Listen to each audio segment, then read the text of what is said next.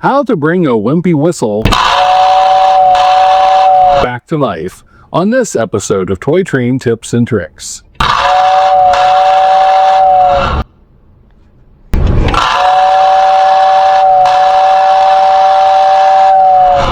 Yes, the sound of a classic Lionel air-powered whistle. It's as magical a sound today as it was when first developed in 1935. And whether pre-war, post-war, or early modern era, any of these air-powered motorized whistles have many features in common. And with just a little bit of care and maintenance, you can keep these whistling just fine for many, many years. So let's take a look at the parts of the whistle, how they work, what to maintain, and troubleshoot a few things when they go wrong. And here we have before us a collection of different Lionel air-powered whistle tenders. Modern whistles are different as they are an electronic sound that is generated by the locomotive or tender. But in the case of the original Lionel whistle tenders, there actually is an air-powered whistle that is driven by a motor inside. They come in different shapes, different sizes. Some motors are mounted horizontally, others are mounted vertically, but they all share certain characteristics. And so we're going to open these up. Some of these have been maintained more recently than others, and so I'm going to pick one of the ones that needs a little help. I think that's this one. Yeah, this one I think has a stuck relay. Yeah, I don't even have to hit the whistle button for that one, so I'll work on the relay for that one. This one I think is in good shape. Let's test it. Yeah, this one is in pretty good shape. Might need a little bit of lubrication on the motor. This one, likewise, I think works pretty well. That's oh wow, hear that gear grinding? Yeah, it sounds like they could all use a little bit of lubrication. So I'm going to take these apart and take a look at them. Now this is a pre-war version that I just came today, and this one's going to take some work because I know for sure from testing it there's a short circuit in there. So I'm going to take it apart, and so this one's going to take a little bit more work. But this one is from 1940. So let's start with this one. This is the box style tender. And for this one, the first thing you need to do is remove the shell from the chassis with this Phillips screw right here.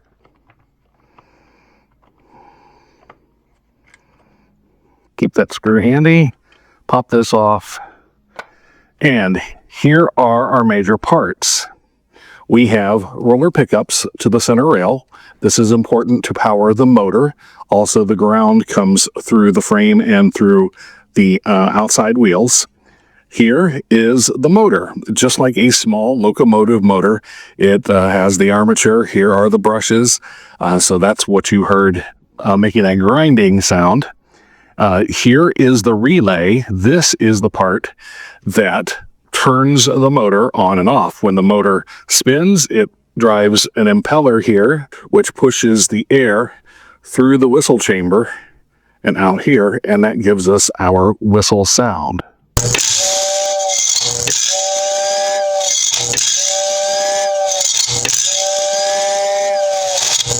The whistle chambers, since they were not meant to be seen, are generally cast in whatever color plastic Lionel has left laying around, so you can often get some interesting stripe variations on these whistle chambers. Lots of different colors of plastic involved in that casting. So you can see when the relay is activated, the contacts come up, complete the circuit, and turn the motor on. So when does the relay know when to activate? Well, through an ingenious method, Lionel trains traditionally run on AC power. Through a method of applying a DC offset to that AC wave, a special, what they call a slug relay, reads that DC signal and activates the relay, which turns on the motor. So without that relay and without that DC power, the whistle will not sound. Consequently, if you are running on DC power instead of AC, your motor's fine, but the relay will activate continuously, so the whistle will blow all the time. So now that you see the basic parts and how they work, we are going to take the plate off here. Here are the brushes, and we are going to get in here and take a look at our armature and armature plate, and we are going to lubricate our armature shaft and the bearings here so we don't get that grinding sound. Lionel's favorite nuts were 1/4 inch. Oops, wrong side. Yep, there we go. So we're going to remove these 2 1/4 inch nuts, and we will be able to pull off the armature plate. Okay, let's give a little wiggle. Try not to disturb the wiring on either end if you can avoid it. There we go.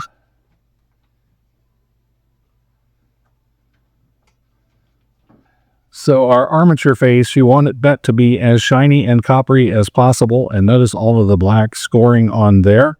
So that's going to have to, that's going to have to come off. And the best way to do that is with cotton swabs and alcohol. So with some cotton swabs and some alcohol, we've rubbed on here. And now look how shiny that armature face is, nice and clean. We're going to get good electrical contact there now. So now I'm just going to put my motor back together. The brushes themselves seem to be in good shape, so I'm not going to worry about replacing those.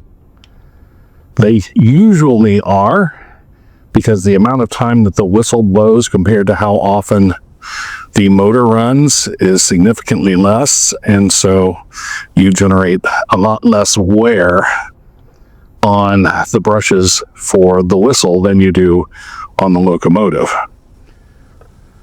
I need to put the springs in first, and then the brushes with the big flat side towards the armature, facing the little end on the spring side. Let's get that and seat it in there. Same thing here, and yes, your fingers are going to get very dirty doing this.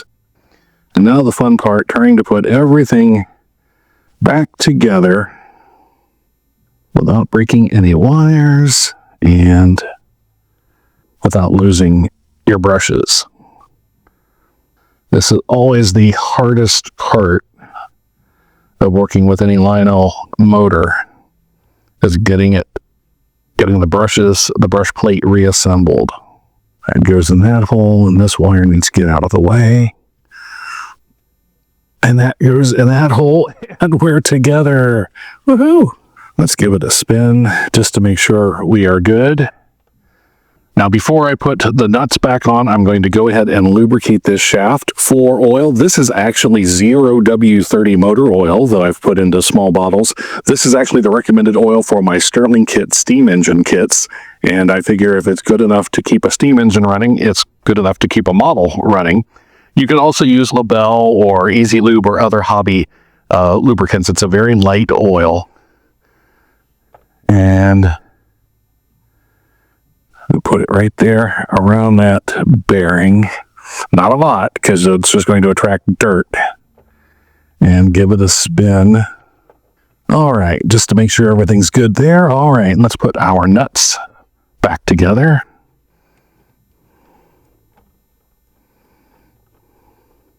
And before we put the shell back together, let's make sure it's going to work.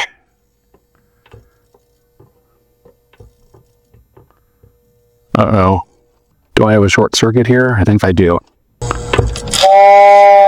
There we go. Yeah, these two wires were touching here, and that was causing the problem.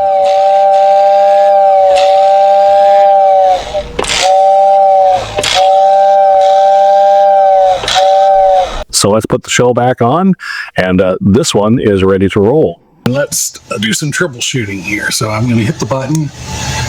Okay, I can see the relay moving when I hit the button. I think it's just corroded. Aha, a motor comes to life if I hit it just right.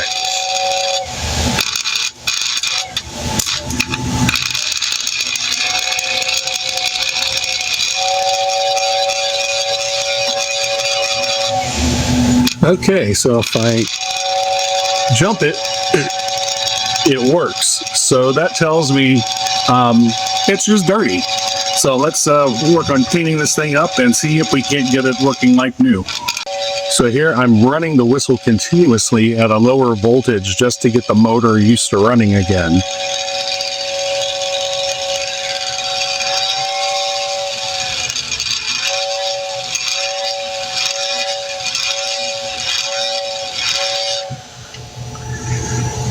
All right, let's see if that helps when I hit the relay. No, okay, I still need to clean up these contacts a little bit. The relay is moving, but not enough to make contact on its own. So my next step is let's get some electrical contact cleaner in here. I'm just using some isopropyl. I cleaned the relay contacts, I cleaned the rollers, I cleaned the wheels. While I was under there, I oiled the ends of the rollers and the wheel axles as well, so it runs smoother. And now it will activate without the help of the screwdriver, but it's still a little anemic, so I'm going to have to get in here and clean the motor as well. And after removing the brush plate, that is one pretty filthy armature there. So let's try to clean that up. And I think that's a lot of our problem right there. So some more Q-tips and some isopropyl, and let's see if that'll work. And then we'll go to more extreme measures if necessary. Okay, that's not too bad now. Nice. Much shinier than it was. Let's go a little bit more just to top it off here. And checking the brushes, they don't look particularly bad either. So just clean those up a little bit, and no need to change them out. While I am in here, I will make sure that this armature shaft does get oiled. And let's put it back together and see if there's any improvement. All right, the moment of truth. Oh, much better.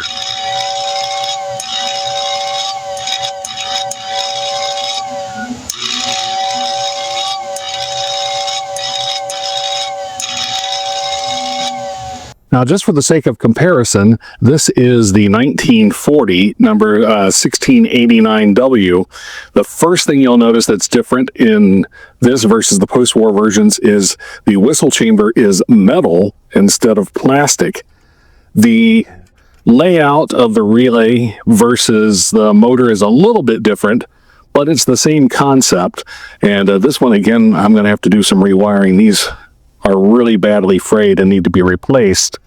But just to give you a quick triage of what else I'm going to have to do on this one after I rewire it is when I activate the relay, just to check to see if the motor is working. That motor is going to need some serious work. You can tell that this hasn't been lubricated in a very, very long time. So that's going to be a project for another day. I lubricated this end of the shaft and the opposite end of the shaft. Haven't done anything as far as cleaning the brushes, but just that and giving it a couple of minutes to soak in. When I jump the relay, one genuine 86-year-old whistle, ready for service.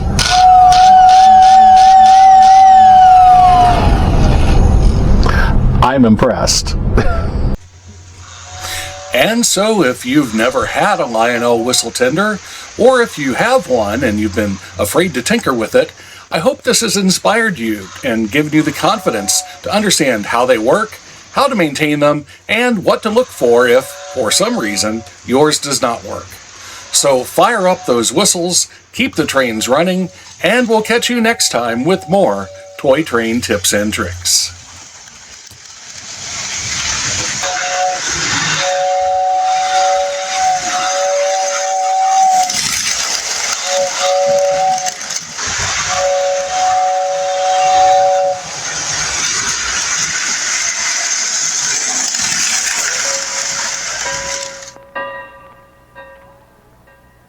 Lionel Express. All aboard.